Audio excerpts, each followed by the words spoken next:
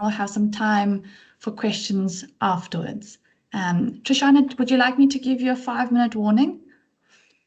Yes, please do so. Okay, I will. Great, thanks. Over to you. Okay, thank you. Good morning, colleagues. So I'm looking at the Scholarship of Teaching and Learning, collaboration with parents, teachers, and educational psychologists in the ECD puzzle. And I think what was striking for me this morning and very exciting was how much talk there was around the need for collaboration, the importance of collaboration, and how we can take learning conversations forward in these various, as Prof. Henning, Prof. Harrison, and Prof. Ibrahim said, looking at problem spaces within ECD, but looking at focused and thematic areas. And certainly for me, the Scholarship of Teaching and Learning would be one area where we could create, if colleagues were interested, a special interest group and look at the importance of what it is we do as academics when we are involved with teaching. What deliberate decisions do we make around instructional design and curriculum issues? What content do we include? What learning conversations do we engage? So for me, the Scholarship of Teaching and Learning, it involves the need for critical thinking, both on the part of the academics and to encourage the critical thinking for students in higher education spaces, especially those students like those who are becoming teachers and educational psychologists. What do they understand and how do they think critically about collaboration, about involving and partnering with parents in the ECD arena? So looking at what are the debates that are needed at this point in time. And I think the speakers this morning and the rounds of questions both highlighted the need that this will be a initial conversation rather than just a once-off presentation. So I look forward to that and I'm excited in terms of the linkages that can be made between what I'm talking about this morning and the broader agenda in terms of SARAESI. Looking also at these learning conversations, how do we engage the dialogues as academics amongst each other? How do we start talking about what are these decisions that we make? How do we take forward an agenda, a research agenda, looking at the Scholarship of Teaching and Learning in order that we are able to present the work that we engage with our students. What do we do? How do we do it? And importantly, why do we make those decisions that we do? So today I will engage in why focus on collaboration and what is the importance of collaboration as a 21st century skill. What is this need and this importance of being able to work with others? And what are the skills required in order for collaboration to take place effectively and efficiently? How do we get this correct? Please excuse me, colleagues. I had no voice over the last 2 days, and my voice seems to be failing me now, but I will continue as best I can. So why focus on collaboration? As a 21st century skill, what is the need for us as academics to instill in our students this very important aspect of being able to engage each other, to tap into the resource of others in order that we can build on the practices that we engage in, that we can do research in terms of the collaborative effort of us together, and all of this in the best interests of the child. The Children's Act 38 of 2005 in South Africa talks to the best interests of the child. So how can we, engaging with students who are becoming teachers and educational psychologists, understand the work that they will do with parents as partners and collaborators, and what do they understand about the policy and legislation, and how do we inform further policy and legislation development with the best interests of children in our minds uppermost. So for me, how do we look at what are the programs being offered in higher education institutions where ECD is of concern and an area, and how do we look at that in order to make sure that colleagues are engaging robustly in debates, but that are also actioning important elements as indicated this morning. How do we take an action forward from the conference over the next 2 days? So when adults in a child's life engage with each other relating to the success of a child, specifically relating to educational outcomes, children could get the best benefit of these collaborations.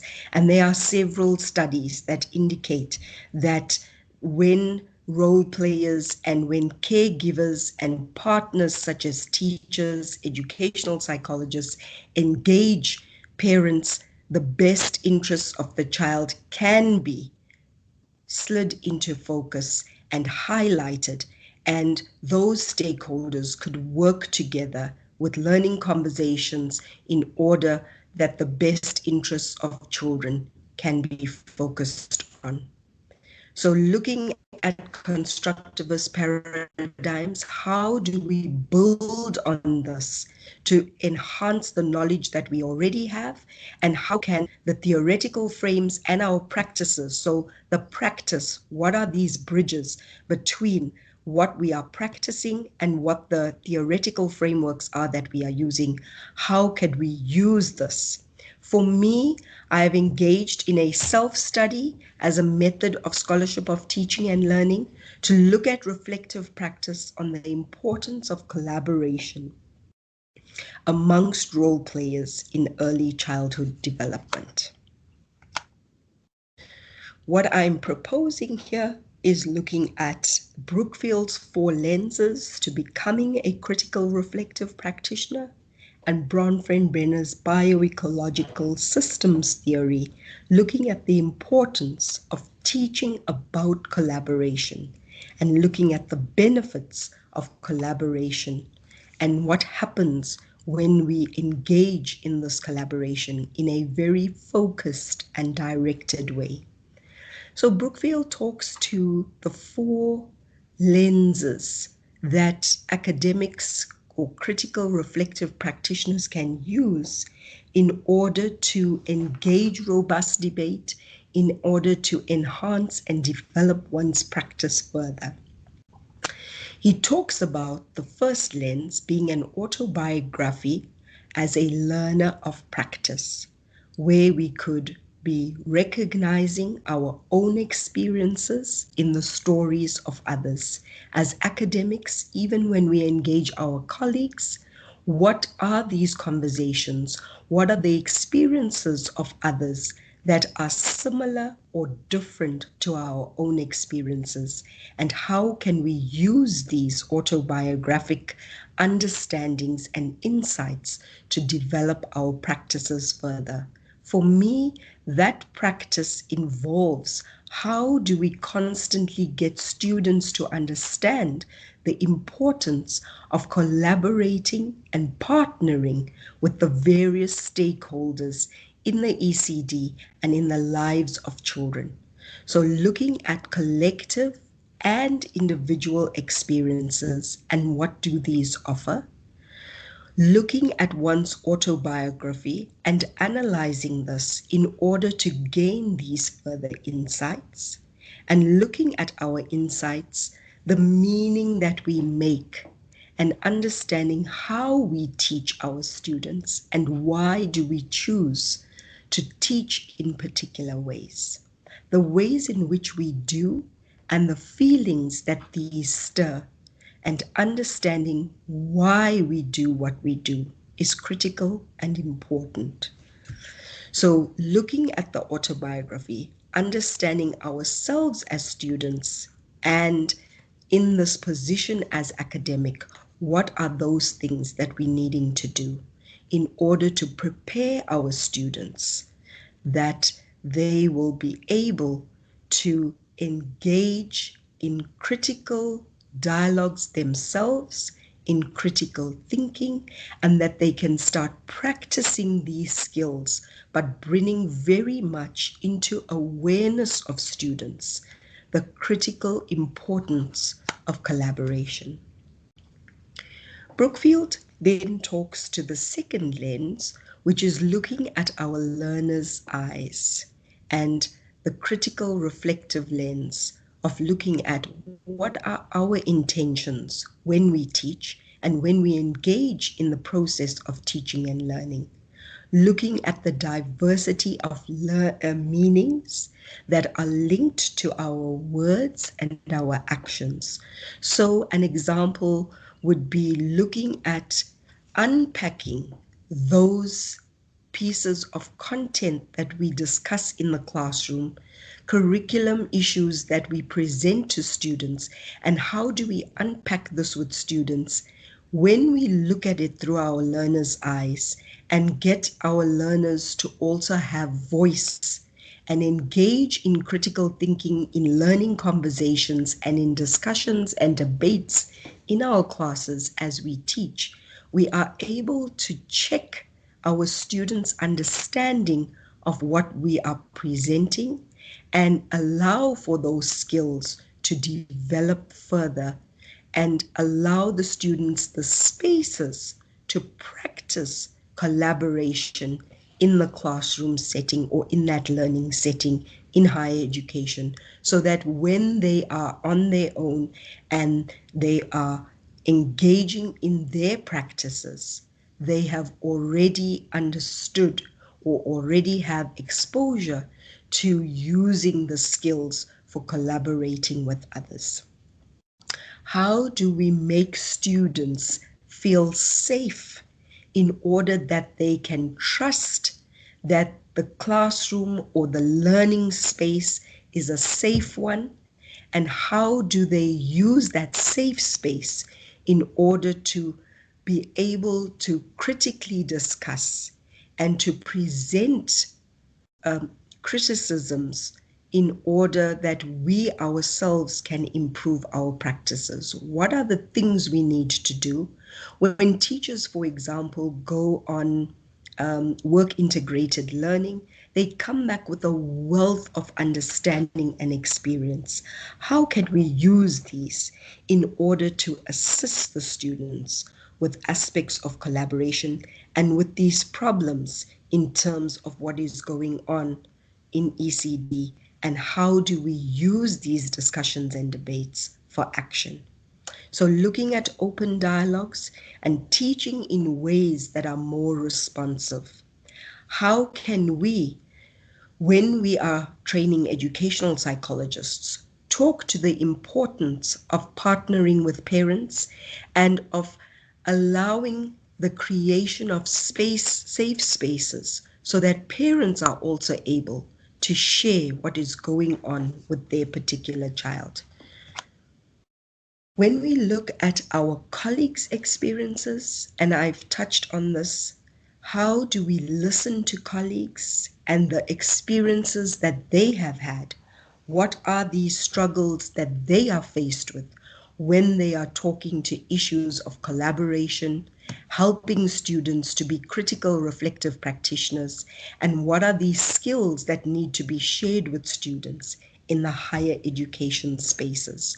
What about the perspective taking and allowing these debates and dialogues, as this morning's forum allowed us to get a sense of what is going on in the debates and discussions in early childhood development? What further is needed, and how can we use these spaces to continue with the work that we are doing? Trishana, sorry to interrupt. Just before you move on to your next slide, just to give you your 5-minute warning. Thank you. So the fourth lens then is looking at the theoretical literature and how theory can inform the practices that we engage in. Moving on to Bronfenbrenner's bioecological systems theory, his model is also known as the PPCT model. What are the proximal processes that we need to be aware of? The person characteristics, the context, and the time elements. And when we look at proximal processes, how do we as academics help our students to understand the importance of primary caregiving? Who are those in the lives of the child as they grow from the time that they are born? What are the forms of these interactions, and what is the quality of these relationships? What are the person characteristics, the demand characteristics, the resource characteristics, and the force characteristics? In terms of context, how do we understand the very famous systems that Bronfenbrenner talks about? The microsystem, the mesosystem, the exosystem, and the macrosystem. And how do we place these for our students in ways that they understand how theory can inform their practices when they are collaborating and partnering with a variety of stakeholders to ensure the best interests of children? The important element that Bronfenbrenner also talks about is the time dimension, or the chronosystem, and what happens across the lifespan. ECD is a foundational phase in one's life, and how do we focus ourselves on this very important life stage in order that we set positive growth trajectories? So the questions that I have here is that how do we start to unpack these assumptions about collaborations? How do we unwrap these gifts that the various role players bring? And how do we look at the assumptions that might influence and impact these? How do we look at collaboration as a 21st century skill in order to make our students practice skills and be aware of the importance of collaboration? How can we assist with engaging students in critical reflective practices, allowing them to know and understand the benefits of collaboration? How can we use collaboration, and what is the usefulness of collaboration when looking at children in the early childhood development sector? Thank you for listening. Thank you so much for that really wonderful presentation. And thank you for also sticking to the time limit. We always really appreciate that as chairs of sessions. Because we started a little bit late, we don't have time for too many questions.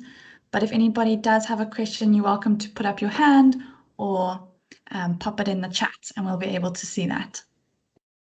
Thank you. Thank you, Charity. Much appreciated.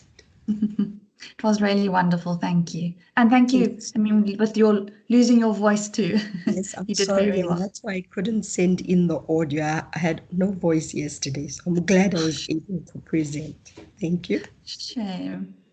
Trishana, maybe if you are willing, if you could post your email address in the chat, and if anybody has any follow-up questions, they could email you directly. Absolutely. And I think also, as was discussed in the session this morning, it would be very important, and I would definitely be interested in looking at a scholarship of teaching and learning special interest group. So thank you, Jessica. Much appreciated. Thank you. Okay.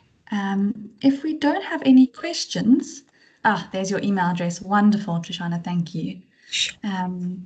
Then maybe we can move on to our next presenter in the session, if that's okay with you. Thank you, Lucia. Yes, sure. Go ahead. Wonderful. Thank you so much. Let me just start sharing my screen. And just a quick reminder to everybody, if you're not presenting, if you wouldn't mind, just reminder to keep yourself on mute and just to turn your video off for us.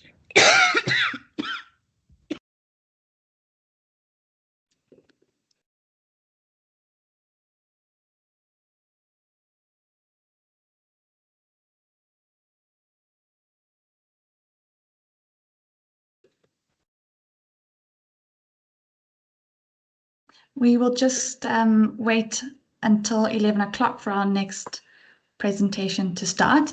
In the meantime, is our next presenter here? Zola, are you here?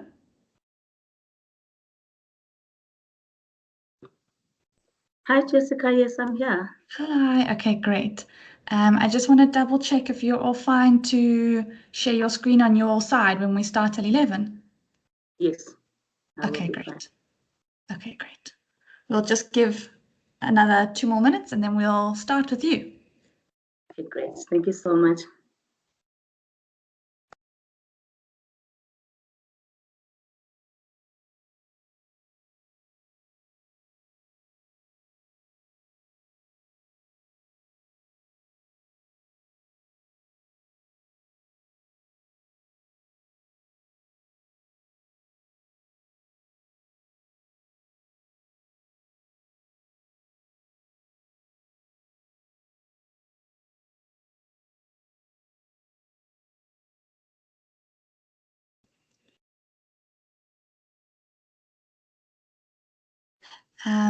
Just a quick question. Can I give you a 5-minute warning? Is that helpful to you? Yes, please. That's going to be very helpful. Okay, I will do.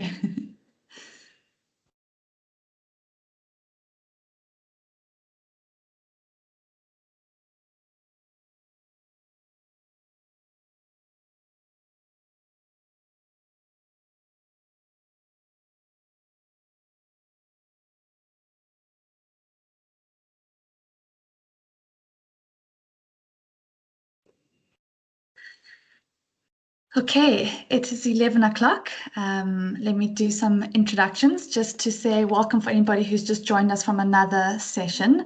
And our next speaker is Mrs. Zola Stembile Maja, and she will be presenting on the pedagogy of play, Linsana Namambali, play as an essential part of early childhood development. Great, it's over to you. Morning, everyone. I think I'm just a little bit anxious. I'm trying to share my screen. I will just quickly unshare so that I can share again. When the option comes up, click the share window option if that helps. Yes, I think I actually prefer it that way.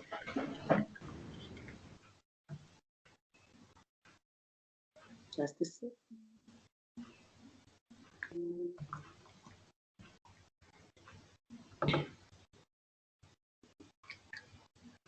I hope I'm not sharing the pre-recorded. Okay, there we go. This is the one I'm looking for. Colleagues, a very good morning to everyone, and thank you so much for allowing us the time to come and present. I think I'm trying to share my screen in a different way. I'm trying to get to presenter mode. If you can just please give me a second, everyone. I'm sorry to just derail. Not a problem. You take your time. We could see your presentation on our side.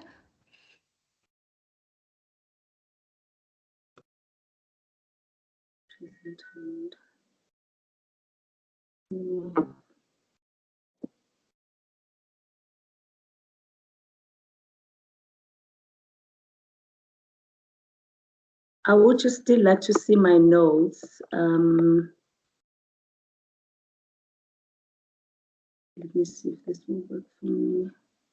Let me do this.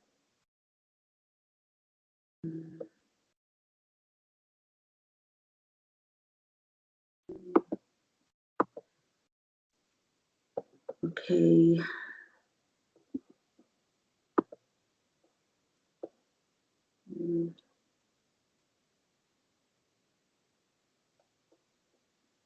I'm not sure if everyone can see my screen now. We can see your screen. We can also see you in front of your presentation, which is amazing. I've never seen that before. I don't know how I actually did that. Oh my goodness. I'm really sorry, colleagues. We can see your presentation.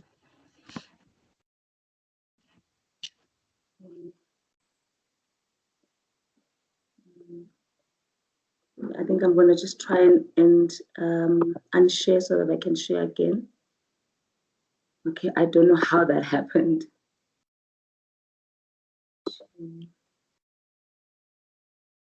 I'm just not able to see my presenter mode in a sense that I can be able to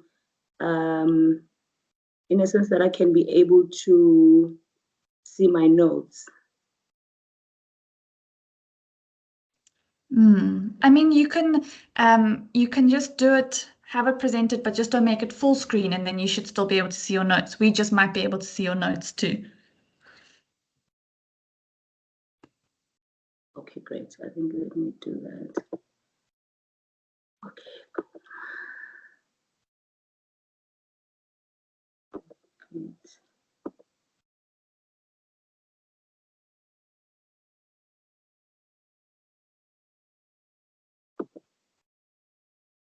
Maybe I should have just used the pre-recorded, but let me try. I'll just go ahead and use this one.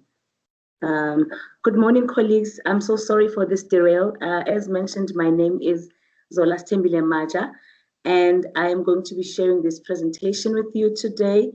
We are basically here on this beautiful, beautiful conference on building a high-quality ECD research and practice in South Africa for children from birth to grade R. And as mentioned, my name is Zola Stembile Maja, and I'm going to be focusing on Intsana Namabali as a practice piece, which basically speaks about play as an essential part of early childhood development. I think first and foremost, I love to start sessions like this with a song, because we are talking play today, and how perfectly fitting it is for us to actually speak about that, do something that relates to what we are addressing on this conference, which is play. And one of the ways in which we like to use in teams. And I just want to start with this song just to kind of warm everybody up and get everyone to be relaxed a bit. And I hope you guys will enjoy this. If you know the song, please don't mind to sing along. Stay muted though, so that we avoid some background noise. All right, and the song says, I love reading, you love reading. This is the way it should be. You love reading, I love reading. This is the way it should be. We're gonna dance together, dance together. This is the way it should be. We're gonna dance together, dance together. This is the way it should be. Yeah. Beautiful stuff. And you can just imagine how excited the children may be when they first experience, have an experience of play by using a song like this. It brings a sense of fun and excitement to them. And today, just a brief rundown of how I'm going to flow the session. I have already done my welcome and intros. I'm going to just maybe talk briefly and share a bit of a foundation here, and then talk a little bit about why play. And then briefly talk about Intsana Namabali and Unalibali, and summarize and close my presentation. So just in terms of our foundation, I think we all are very much aware of the fact that ECD has become a global priority sector in the entire world, for obvious reasons, that young children's lives are not only at risk, but we actually are at the great position as caregivers and educators in the space to actually influence a certain way that which the children can grow as individuals. And we know the importance of the vision of the policy, of the ECD policy, and the mission thereof, which speaks about not only the provision of a conducive space for learning, but also ensuring that there's great access, or rather adequate access to learning and growing as individuals for the children that we are raising in the space that we are in. Why play? I think I just would like to answer this question rather by first asking a question. Have you laughed so hard, in your day and time that you started feeling the sides of your cheeks aching?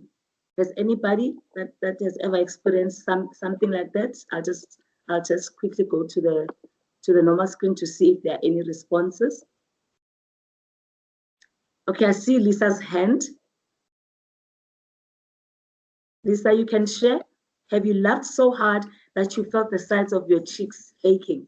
And how was that? Absolutely. How's feeling for you?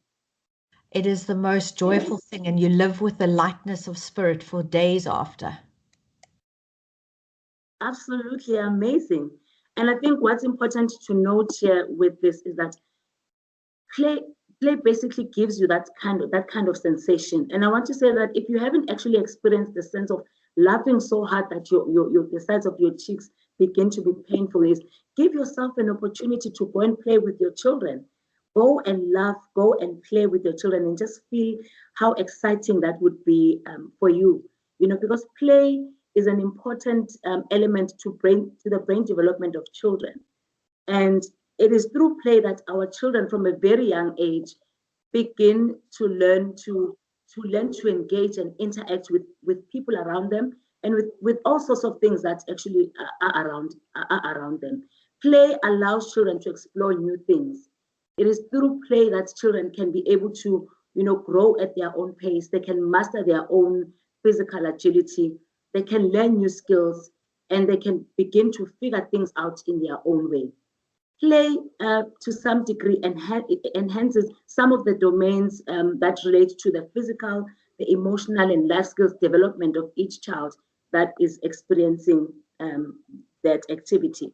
And also, play is somewhat a way of employing a fun and innovative way or technique or a methodology to actually any type of classroom setup for the different children that we work with. And this is important for uNalibali simply because we don't just look at one way of getting children to learn to read and love stories, but we want to employ a bouquet of activities that encourage the child to actually change and grow as an individual their lives. I'm going to quickly share a video right now with everyone that basically talks a little bit about who Nalibali is and why this whole reading for enjoyment aspect is important for us as an organization. I hope you will enjoy this.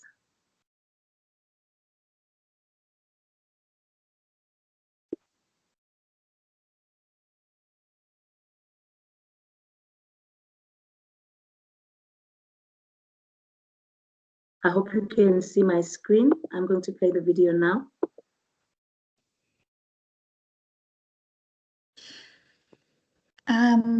Zola, we can't hear the sound. When you share your screen, there's a little option at the top which says include computer sound, and you need to click that on for us to be able to hear the audio. Yeah, I actually didn't click that. I'm seeing it now. Here we go.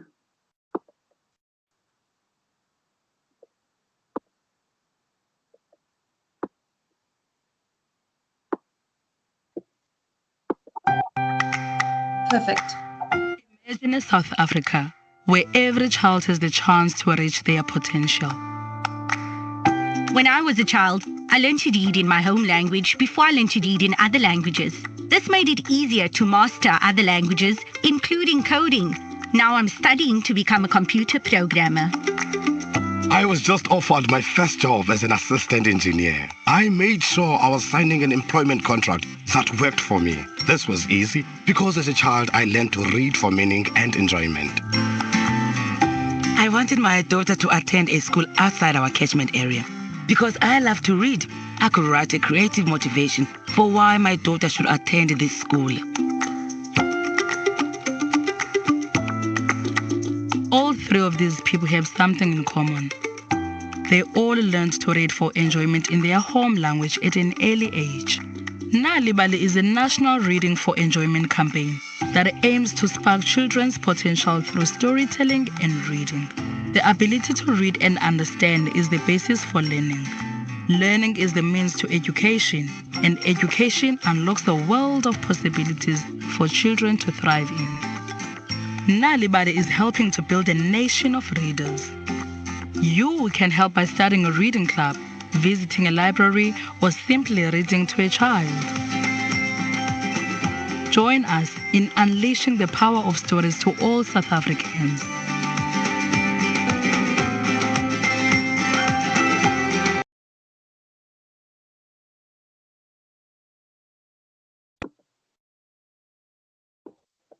So there we go.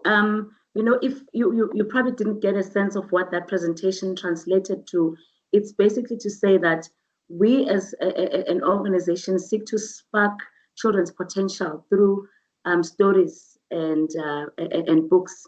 And we basically want to embed a culture of reading across South Africa so that things like reading, writing, and storytelling become, something that is part of our everyday life, and especially if this is done in all South African languages. I'm saying languages because I'm thinking about a quote from Nelson Mandela that says, if you talk to a man in a language he understands, that goes to his head. But if you talk to him in his own language, that goes to his heart. So as children, I think in every sense of the kind of activity they engage on, need to always consider playing in languages they understand so that becomes as growing individuals. And we basically seek to change the environment, or rather the learning environment within the ECDs and grade R classrooms. And we see this as important because early childhood learning basically impacts on learning behaviors and in turn influences the future of the children when they become adults. So it's not just about changing the space for now, but it's enabling a child to be able to be in a space of play for the purpose of learning so that they can become better adults in the future. In fact, so that they can start having great learning patterns now, in turn become a great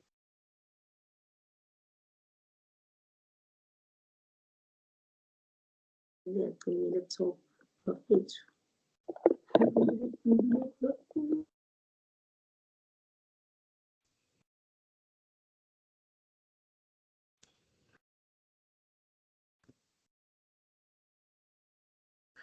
Hi, everybody. We seem to have lost Sola. I'm not sure if her internet connection dropped. But let's give her a few minutes to see if she will come back and join us.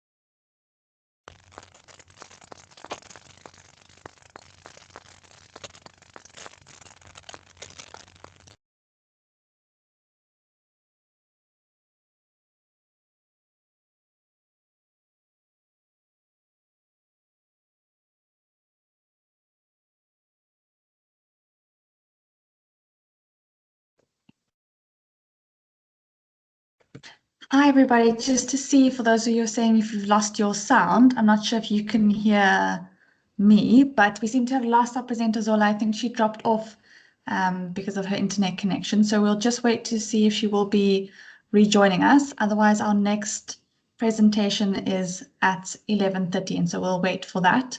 But let's hope she is able to rejoin us. I think it was her internet connection and she just dropped off the call, unfortunately.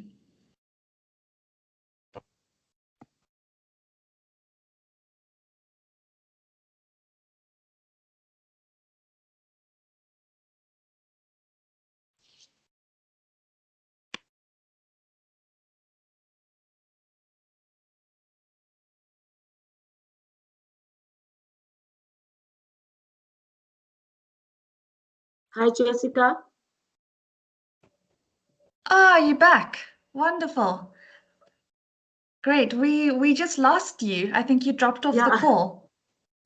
No, I'm so sorry. I didn't realize my laptop battery was very low. It just cut me off. It just switched off. Not a problem. Maybe let me just quickly try and summarize some of the key points. Right. And then we can go to some questions after that. Yes, please. So basically, if I can speak about Insana Namabali, well, thank you so much for welcoming me back, colleagues. The Insana Namabali program is basically, Insana Namabali is a Xhosa phrase that basically means children and stories. And this is a program that basically gives, babies and children an opportunity to learn, to think, and to play and solve problems and use language on a daily basis.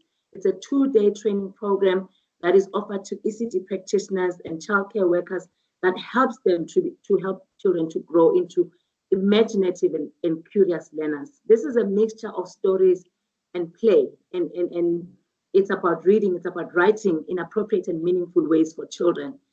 Simply because when children start to learn to speak, to read, to write, they usually easily turn to stories and play, which is basically play being a story in action.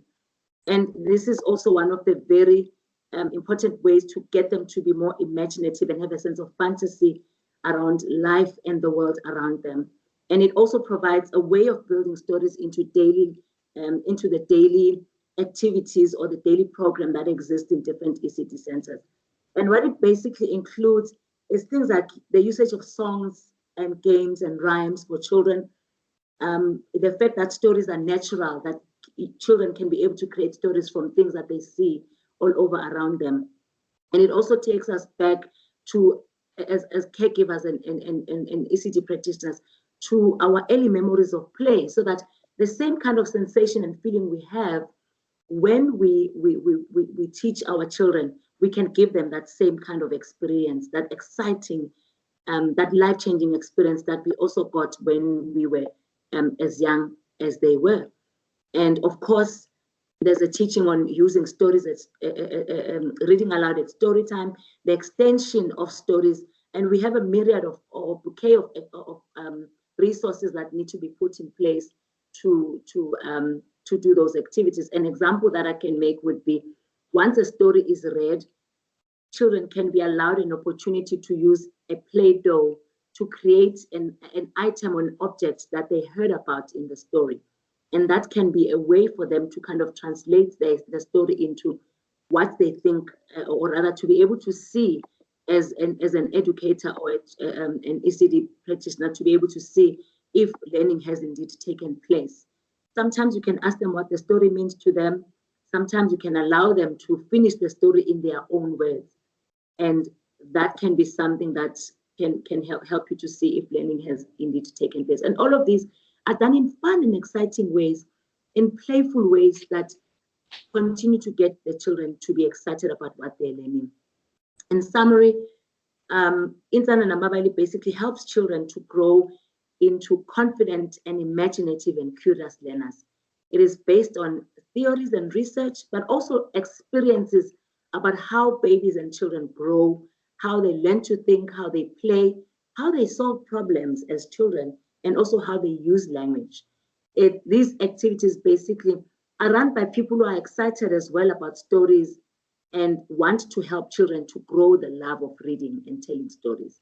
And this is a program that we use to equip ECD practitioners and caregivers in a number of ECDs that we work with.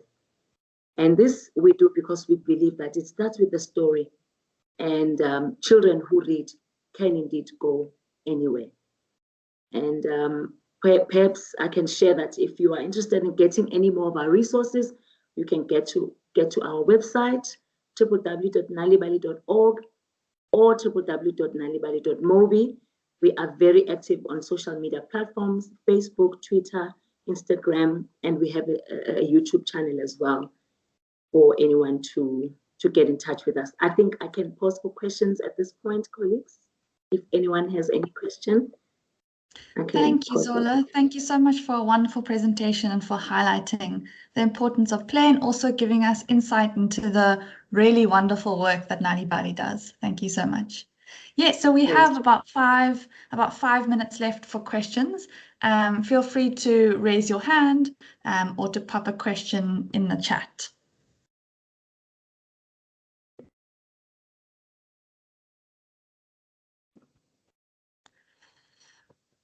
Zola, perhaps if you also want to share your email address in the chat box for anybody if they would like to contact you afterwards.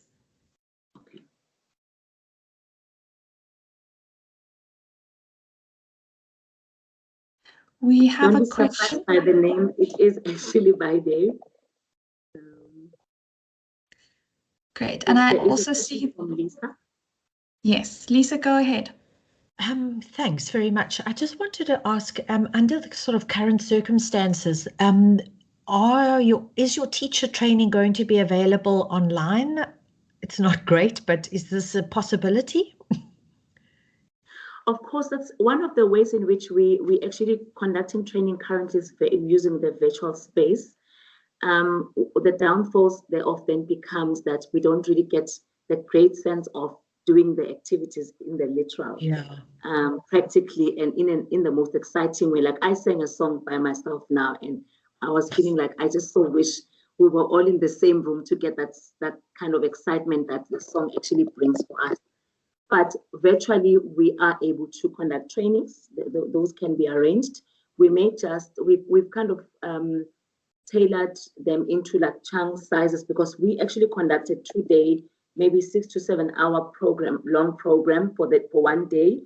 But if we do it virtually, we kind of can cut them up into chunk sizes so that it can be some kind of an arrangement made with a partner or anyone who's interested to be trained to say, can we do 2 hours or 4 hours? Then we cut the content to suit the amount of time that a partner is willing to stay long.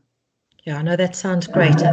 Our teachers are so desperate for something to stimulate and excite them again because things are so difficult at the moment that something with songs and dancing and laughter and books would just really speak to a teacher's heart. Yeah, and of course we can even perhaps send the manuals that we use to them. And then we just present it on a Zoom or Teams, but they would already have the content with those examples that we are making. If I'm talking about singing a song, there are some examples on the book already, but we can talk in this platform about how that can be translated in the practical sense. Well, I'd love to follow up with you then. Okay, thanks, Lisa. Thanks. Thank you. Any other last questions for Zola before we close?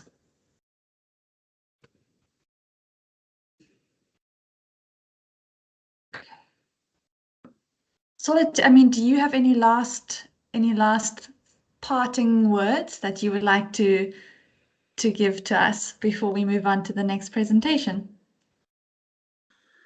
I think very essentially that even for us as caregivers and ECD practitioners, we don't stop playing because we grow old, but we actually grow old because we stop playing. So come on, play. I think in the time we are in, the time that has been presented to us actually kind of pushes us to the direction of using any form of creative, innovative ways to get learning to take place. And if we spend too much time taking things too serious at times, it does kind of frustrate us even more than it giving us an opportunity to move on to bigger and better things. So let's play, colleagues, and please get in touch with us so that if you're interested in the trainings we provide, and maybe some of the story resources you want to access our website, you can just go into the website and get that. Unfortunately, we do have an online training platform, but it doesn't cater the one that I've just presented now. That is basically still in the pipeline, but we can be able to offer that as planned and agreed with the partner. Thank you so much. And yeah, a really wonderful sentiment to end off on, to remind ourselves to all play. Thank you so much. We really appreciate your time and for joining us today. Thank you, Zola. Thank you so much. Thank you. Thank you, everybody. Please have a beautiful day further. Thank you. So just for everybody else, our next presentation will be starting right now. Let me share my screen, but just for those who are joining us and who haven't been part of the session, my name is Jessica Blom and I work for a nonprofit organization called the Center for Early Childhood Development. Just a reminder that if you are not presenting, to please make sure that you're muted and to turn your video off. Just gonna see, Dr. Erasmus, I see that you are here. Wonderful. Okay. So we're very lucky in our next session to have Dr. Erasmus presenting on developing a sustainable feeding system for 73 ECDs in the Drakenstein area. Very exciting. Dr. Erasmus, are you happy to share your screen? Yes, can you allow me, please? Can I? Yes, you should have the function to be able to. Am I on? Yes, we can see. Dr. Erasmus, before we start, would you like me to give you a 5-minute warning? Yes, please, that would be nice. I'm co-presenting with Nicolette Henny. Okay, great. I think Ms. she Henny is on too. Wonderful. Thank you.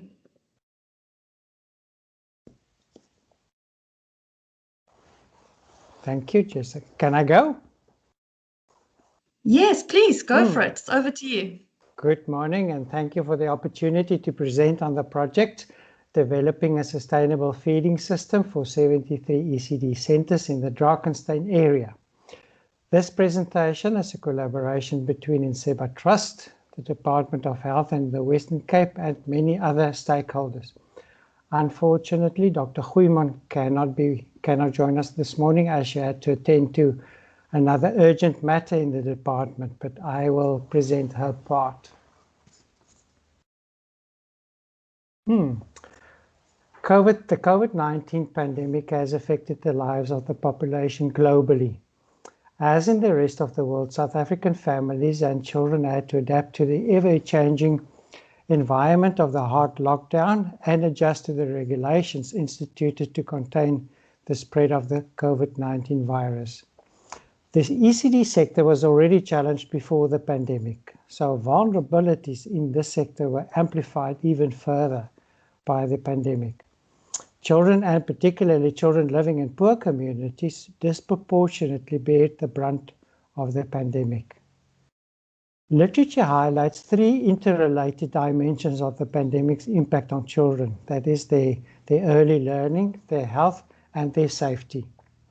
The impact of the pandemic on the health of children, particularly with regards to food security, malnutrition, and stunting, was evident. Before COVID-19, in South Africa, approximately 20% of households had insufficient food, and more than a quarter of children under 5 years old are stunted. Now, with COVID-19, there are rising levels of hunger, putting children at risk even further and cause an increase in acute malnutrition. I'll just do the NITS wave one suggested that about 47% of households back then in April 2020, the money ran out and they were not able to buy food. Undernutrition is associated with child deaths, weakens the immune system, and makes children more susceptible to infections, stunts growth, and negatively affect development of children. Stunting affects the child's physical and brain development. Stunted children are less likely to finish school, have an average lower earning potential, more likely to live in poverty as adults, more likely to suffer obesity and chronic diseases in adulthood, affecting a country's economic growth and productivity. Oops. Where did my screen go now?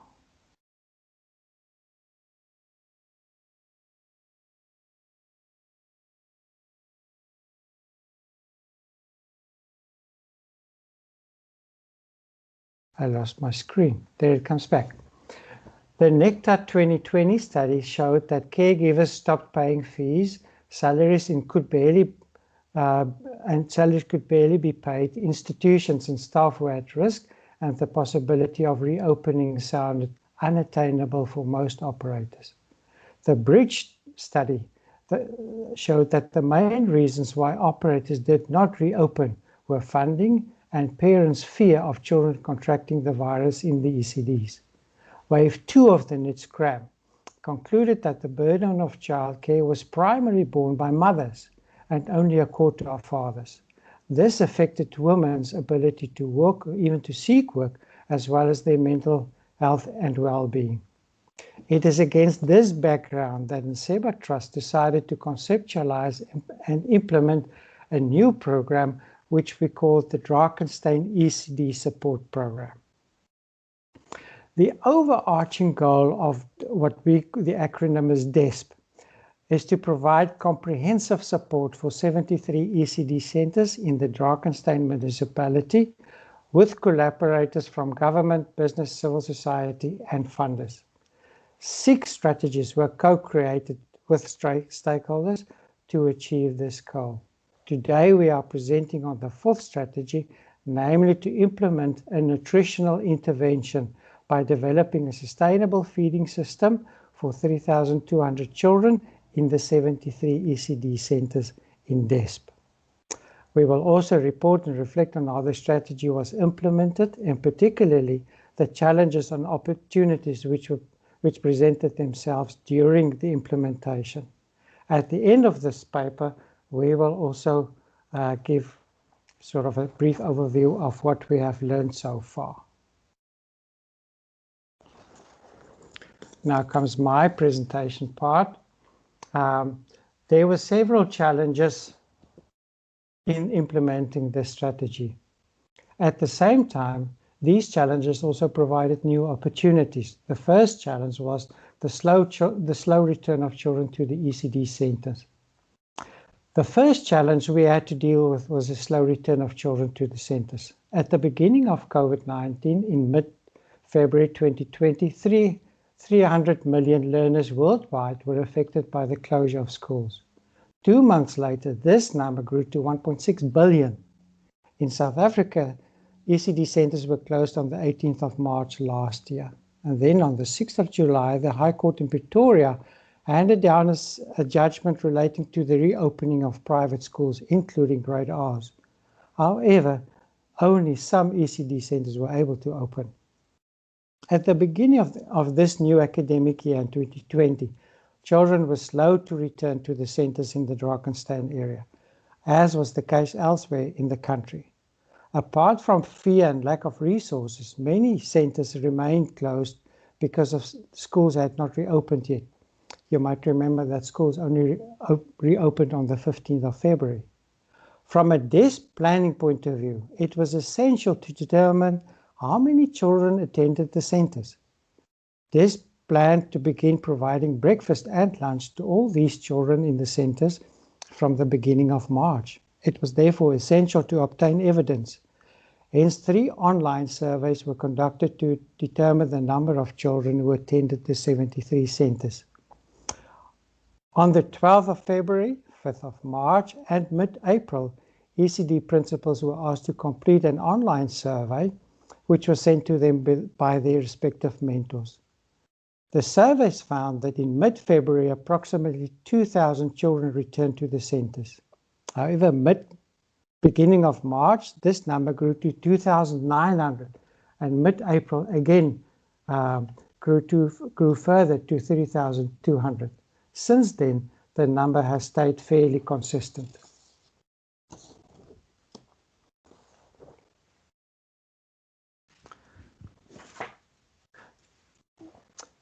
The next challenge was finding funding for the food provision. To find funding to provide 2 nutritious meals a day for 3,000 children in the 73 centres presented Nseba with its next challenge. From the start, it was clear that Nseba Trust would not be able to shoulder the total cost of the feeding as long as the DESP program runs. Besides, this was not a sustainable solution. The initial feeding plan for DESP was to feed all children in the 73 centres for 200 days for a year for 3 years. During discussions with collaborators, it was realized that funding already exists in the form of subsidies to ECD centres provided by the Department of Social Development. However, many of the centres in DESP were not registered. This realization compelled Nseba to intentionally engage and influence the registration and funding processes in the Drakensberg. At the beginning of 2021, only 29 of the 73 centres were registered and funded. At the time of writing and presenting today, this number grew by 6 to 35 of the 73 centres being registered and funded.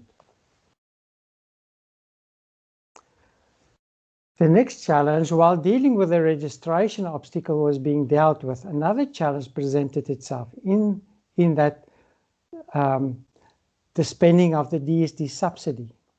The guideline for spending the DSD subsidy is that 40% is spent on food. That means about R6.80 per day per child. Hence, Nseba proposed a cooperative buying option. This option proposes that buying collectively would enable DESP centres to engage food security and negotiate with more leverage.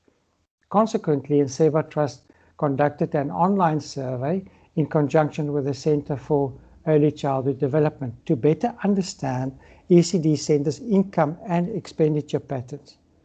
We received 51 responses from 3 provinces. The results of this data provided Nseba with a guideline to further conceptualize the plan for both registered and unregistered centres. If you can look in the graph on the right-hand side of the slide. All ECD principals have a choice now whether what we now call the food club, whether they would like to start to join the food club, and this food club will begin on the 1st of August. So from a DESP side point of view, we are keen to see how this further develops. And now I'm giving over to Nicolette Henny, who will be presenting 2 other challenges.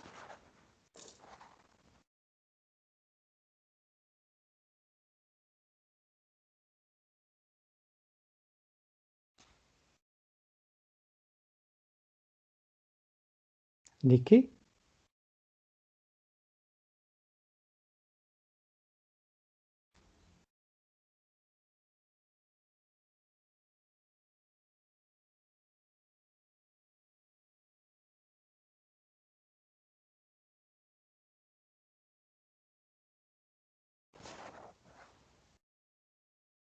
I wonder, Nicolette, can you hear us? I see that you're unmuted, but we don't seem to be able to hear you. Nikki, are you there?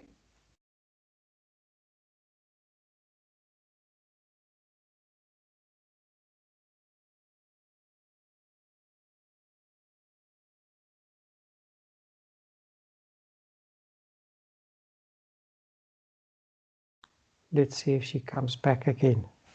It seems that she dropped off. Johannes. Hallo Nikki, there you go. Ek is terug, maar ek kan nie die presentation sien nie en ek gaan ook nie my video oopmaak. Omdat ek dink dit skop my uit as ek my video oopmaak. Let's see if you are. Is it back Can I on? start? Yes.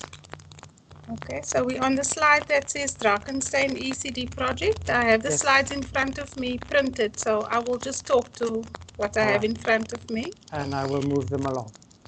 Thank you.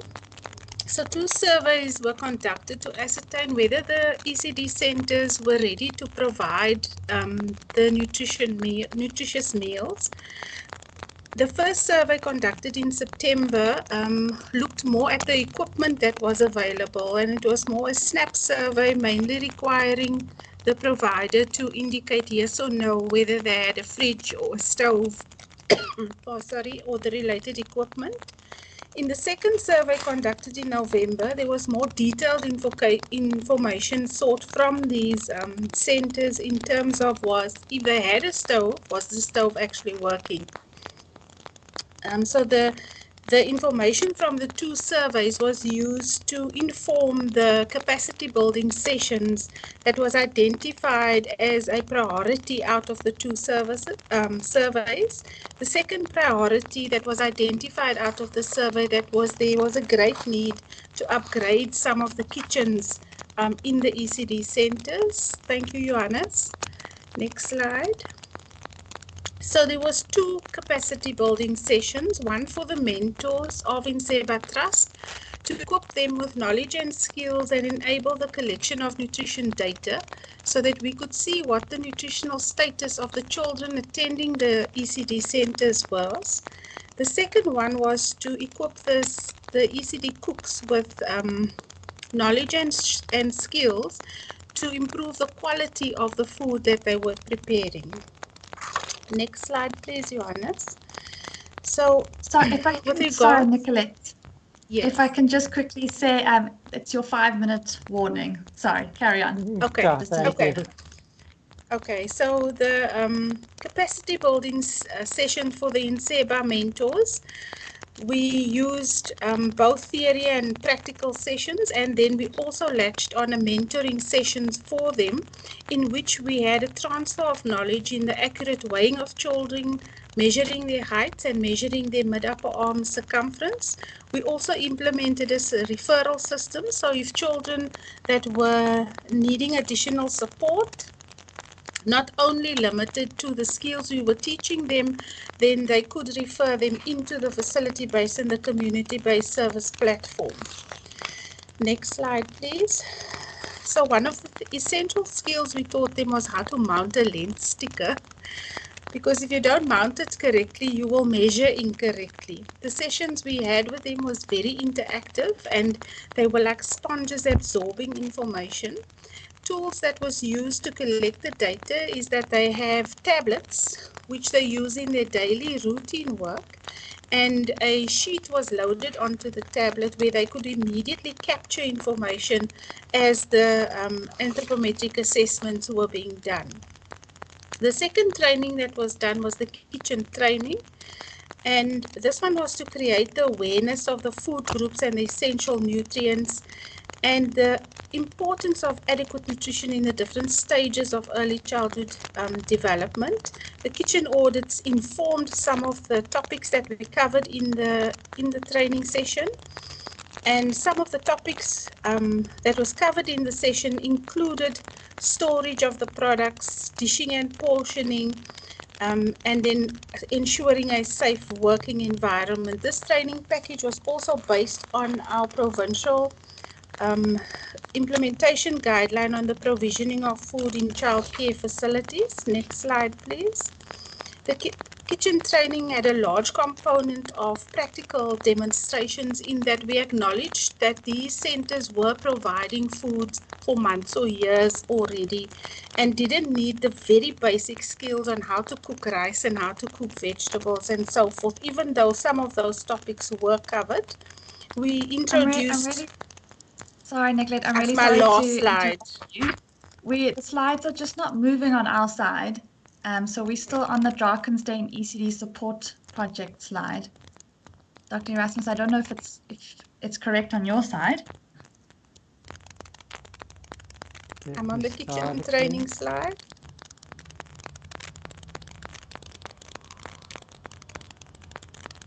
Is it back on? We're still just on the same slide still. Maybe you can continue, Nikki, if you don't mind. I'll struggle with this in the meantime. Okay, so we reintroduced the Wonder Bag to the centers to help with the containment of costs, and we introduced the sharing of everyday household equipment such as portioning spoons and cups to use when dishing food for the children. Everything was based on a previously set 2-week menu cycle, which provided an average of 1,690 kilojoules per child per day, and included these basic items. Johannes, over to you. Thank you. Can you see the slide? Yes, we can. It's not full screen, but we can still see it anyway. Let me just briefly say, in terms of the reflection, that is the last bit, so I'll take a minute. We have learned 3 things, so let me quickly say the first one is all about collaboration. We often say when we started with the project, we allowed ourselves to enter into complicated relationships. So the ability to collaborate with multiple people and multiple stakeholders, that's the first one. The second one is the ability to gather information so that we are, that it informs our debates, our responses, our decision making, so our ability to understand the context with data gathering. So that's the second one. And the third and last one is because we work with so many different stakeholders, we realize that communication to the different levels of stakeholders, that becomes even more increasingly important and key. So the 3 things is collaboration, second thing is data gathering, and the last one is communication in terms of what we have learned so far. So let me stop there then.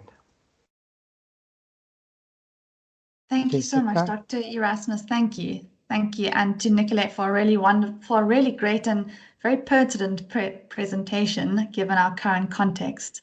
So thank you so much for that. If anybody has any questions, you're welcome to put your hand up so that we can see them, and to otherwise you can also pop a message in the chat. I see we have a hand. Anzela? Good day, colleague. Dr. Angela van Pletsen. I just would like to have some clarity. Obviously, with the amount of money that you had and the reality of our daycare centers, they can't afford a luxurious menu. Was this menu balanced by some professionals who advised you? Why I'm asking because I'm also involved with a large number of ECD centers in Free State where we some of our angle on nutritional program, we establish fruit and veggie gardens. But I would like to know about your menu, your diet, who balanced it for you, who advised you. Thank you.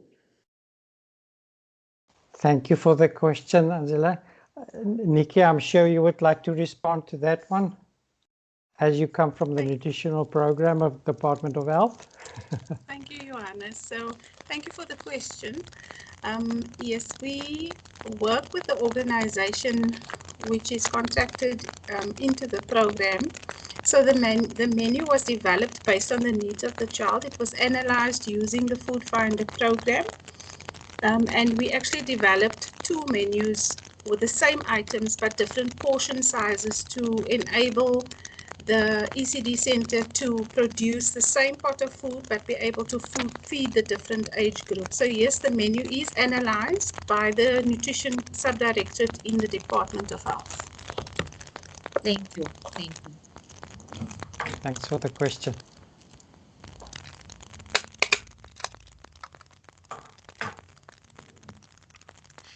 Any other questions?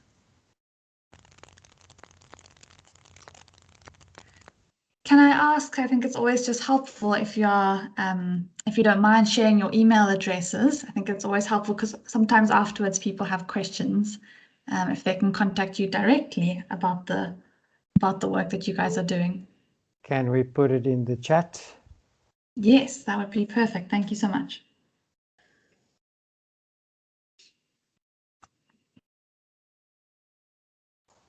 Sure. Oh, we have a hand. Mastora?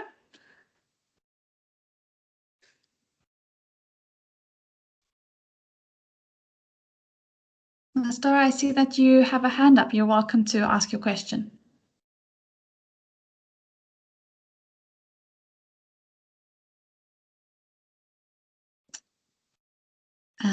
I can't hear you. Dr. Rasmus, can you hear Mastora? Not yet, no. Okay. But I can see the hand too. Mastora, we can see your hand, but we don't seem to be able to hear you.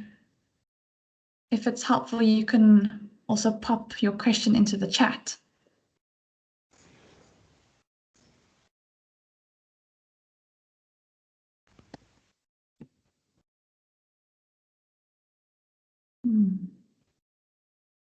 No, still can't hear. I don't know if she can, if Mastora, if you can hear us. Okay. Oh, there we go, Mastora, sorry. So Mastora is asking, can you tell us how the bulk buying works? That is a good question. I see the CEO of Nseba is also present, Neelan Becker. I'm not sure whether he would like to respond, but at this stage, we would. Neelan, would you like to say something? Hello, Johannes. Hello, Hey. hello, everybody. Sorry. Nice for you to deflect that to me. So, so the honest answer to that is we are still busy figuring it out. So we 90% there, but it was a long, process of discussions and trying to explain the concept. But the idea is that the ECDs would then pool their money together and buy directly from a reputable supplier, and we will vet that process and help with that process. And so they've got, in essence, a big brother, handling that and making sure that they've got that. And we also, with the Department of Health, we want to create a system where there's choice. Yeah, that's if I can answer that in short. Thank you. Thank you, Neelan, and sorry for that.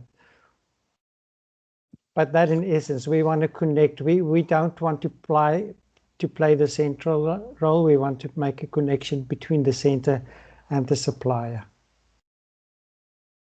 Great, thank you. And lucky break that he was here in the session True. to answer the question. Thank you. Any other questions from anybody? Okay, let's see. Okay, Mastora says thanks. Sorry, Mastora, I don't know why we couldn't hear you earlier on. Dr. Erasmus and Nicolette, I'm not sure if you have any last comments you would like to give to the participants before we close at 12 o'clock. Nikki, you want to say something? Thank you, Johannes. Just want to say thank you for the opportunity to share the ever-evolving, developing work that we are doing. Thank you. I see that there's another question from Mastora. What are the stunting rates in Drakenstein? There was a study done a few years back and it pointed to between 18 and 20%, which is a little lower than the national average.